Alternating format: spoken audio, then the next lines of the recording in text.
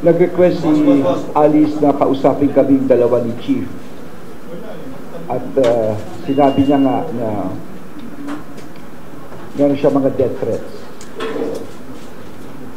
At inassure ko siya, kami ni Chief, na yung death threats, huwag niya alalahanin, importante, sabihin niya lahat ng totoo. Lahat, huwag siyang matakot, maski sino pang malalaking tao ito. Confirm ko po ang lahat po ng sinabi po ni Secretary na meron po akong death threats po at humingi po ako ng tulong po sa kanila at masaya din po ako na nakita ko po sila. I feel safe po. Maraming salamat po. Kayo, Alice, kaya po ba medyo masaya po kayo sa mga pictures and yung mga nakikipag-selfie pa po sa inyo, lagi kayo nakasmile na parang less stress po kayo sa inyo pong sitwasyon?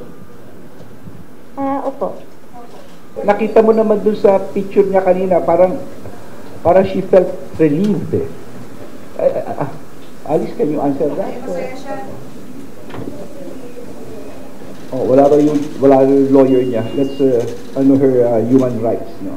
Nakaposes po siya ngayon. Nakaposes. Ganito po kasi yan, nung pagpunta niya rito, binasahan po siya sa eroplano ng kanyang kaso. No, kasi nung umalis kami, wala pa ko yung warrant.